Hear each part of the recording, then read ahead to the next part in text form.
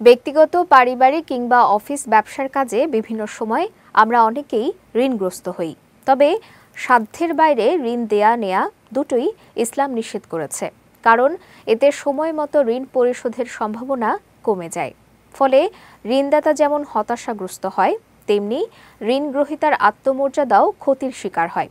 তবে দ্রুত ঋণ আদায় করতে বা ঋণ মুক্ত হতে রাসূল সাল্লাল্লাহু আলাইহি ওয়াসাল্লাম কিছু আমল ও দোয়া শিক্ষা দিয়েছেন।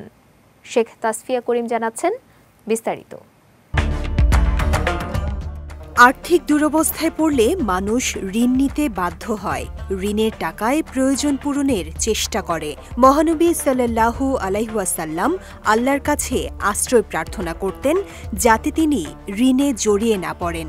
হযরত আয়েশা রাদিয়াল্লাহু তাআলা আনহা বলেছেন, আল্লাহর রাসূল সাল্লাল্লাহু আলাইহি ওয়াসাল্লাম ঋণ থেকে বাঁচার জন্য আল্লাহর কাছে অত্যধিক আশ্রয় প্রার্থনা করতেন।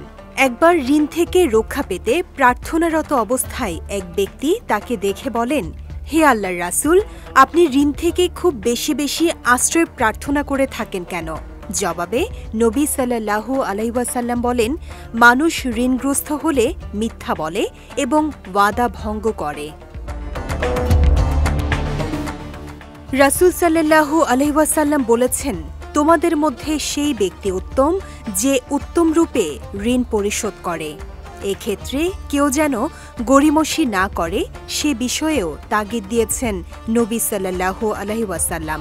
তবে কেউ যদি একান্তই কোনোভাবে ঋণ পরিশোধ করতে না পারেন, তবে সেক্ষেত্রে ঋণ মুক্তির জন্য দোয়াও শিখিয়ে দিয়েছেন বিশ্বনবী সাল্লাল্লাহু আলাইহি ওয়াসাল্লাম।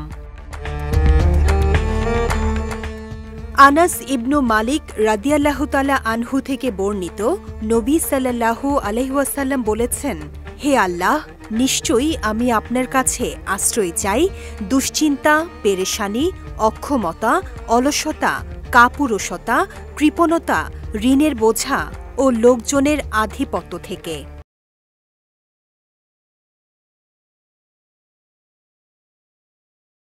এক্ষেত্রে কারো যদি পাহাড় সমপরিমাণও ঋণ থাকে, তবে বিশেষ একটি দোয়া রয়েছে যার মাধ্যমে আল্লাহ ওই ব্যক্তির ঋণ মুক্তির পথ সহজ করে দেন।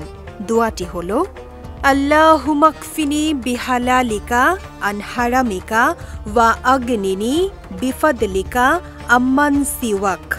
অর্থ, হে আল্লাহ, আপনি আমাকে আপনার হালাল দ্বারা পরিতুষ্ট করে আপনার হারাম থেকে ফিরিয়ে রাখুন এবং আপনার অনুগ্রহ দ্বারা আপনি ছাড়া অন্য সকলের থেকে আমাকে অমুখাপেক্ষী করে দিন। শেখ তাসফিয়া করিম, বিজয় টিভি, নিউজ ডেস্ক।